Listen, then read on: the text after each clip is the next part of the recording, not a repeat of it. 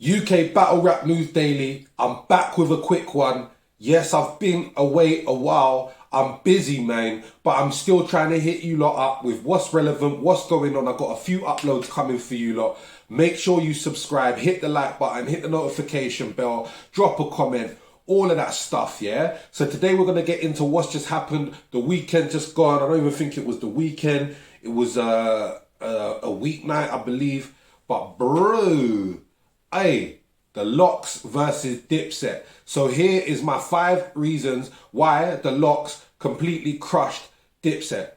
So reason 1, the first reason is the most obvious reason, is that the Locks have actually got a span of more hits. Now, a lot of people would say this is debatable, but it's actually not. So as a collective, the Locks actually have more albums out, including solo albums from each individual artist, solo mixtapes from each individual artist, plus collectively like group mixtapes and albums from D Block or the Locks, whatever moniker they went under at the time.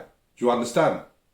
So like Jada Kiss's body of work added with Styles P's body of work and Sheik Luch's body of work is a lot, okay? When it comes to Dipset, Santana didn't drop that many albums. He didn't drop that many big hits. He did have a couple of very big, good hits, but it wasn't a consistent career.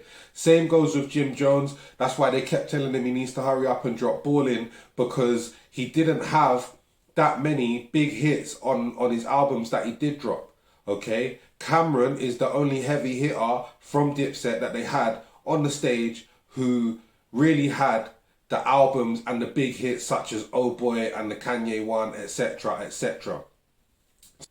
Reason number 2, as you could clearly see, the Locks were prepared. So when I say they were prepared, you could also tell that they're friends. They get along together, they link up, they spend time together. Now, I'm not going to say that the Locks are perfect and they've never had arguments, beefs or fallen out, but we haven't seen that in the public. They've always shown a good front for the public as far as I'm aware of.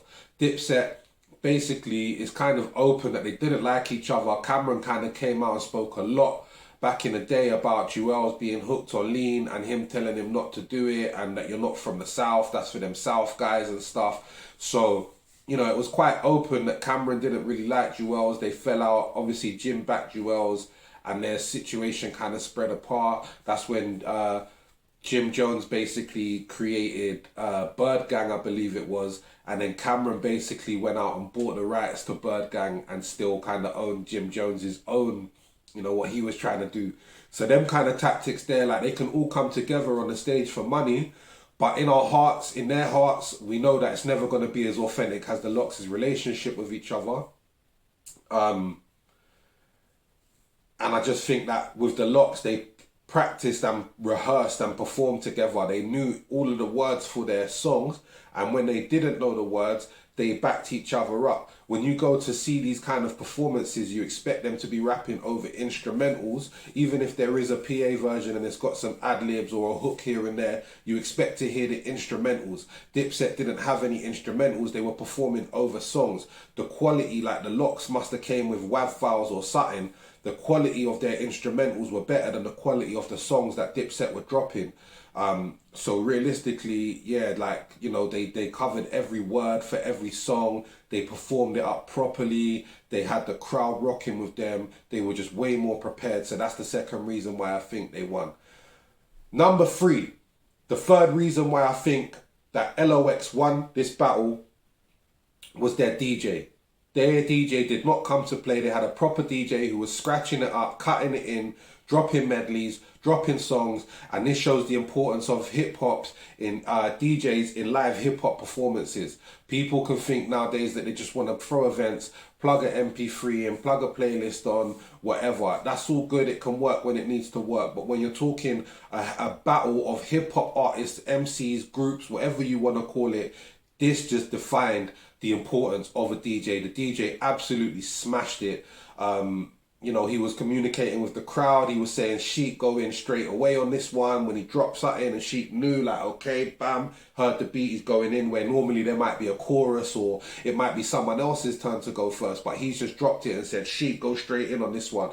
Or he's going 1, 2, 3, go. And he's counting them in. Like, just the DJ just kept the flipping show alive for me. Definitely smashed it. Good communication with his group. That was definitely one of the reasons why Lox had the upper hand.